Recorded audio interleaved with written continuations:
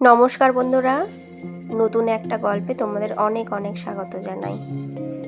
এই দৃশ্য দেখে মনে হবে তোমাদের এই দৃশ্য কোনো বাইরের দেশের বা ভারতের বাইরে, কিন্তু না, এটা হচ্ছে ভারতে আসাম রেলওয়ে স্টেশন। সময়টা ছিল একদম ডিসেম্বরের 25 তারিখ। দেখে মনে হচ্ছিল না যে মনে হচ্ছে কোথাও ভারতের বাইরে ঘুরতে এসেছি, কিন্তু না, এটা হচ্ছে ভারতেই। দেখে এত সুন্দর লাগলো না, ছবি তুলে পারলাম না। এবার যাচ্ছি আমরা মেঘালয়ের পথে। রাস্তায় দেখো যেতে যেতে কত উঁচু নিচু পাহাড় দেখা যাচ্ছে। যেতে যেতে যাওয়ার পথে একটা টুরিস্ট স্পট পড়েছিল।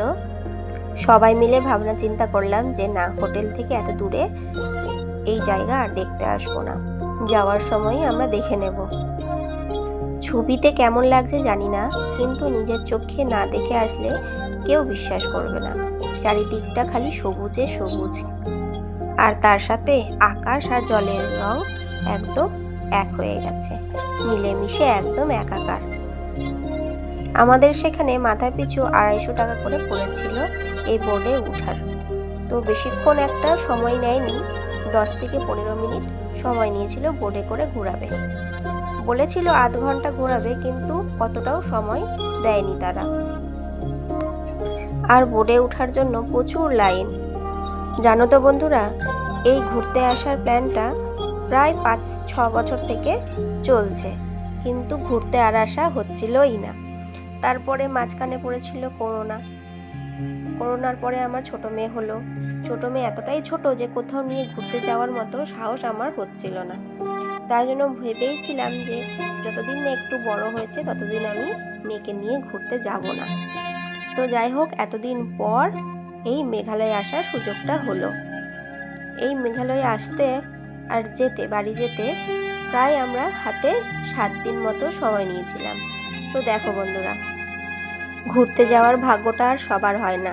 টাকা থাকলেও মানুষ অনেক সময় ঘুরতে যেতে আর পারে না, সময় থাকলেও যেতে পারে না। তাই হাতে সময় আর টাকা একটু সঞ্চয় করে নিয়ে মাঝে মধ্যে একটু ঘুরতে বেরোনোও ফ্যামিলির সঙ্গে দরকার। না হলে এই ঘরের মধ্যে বসে থেকে থেকে 4 দেওয়ালের ভিতরে দমটা মনে হয় আটকে আসে।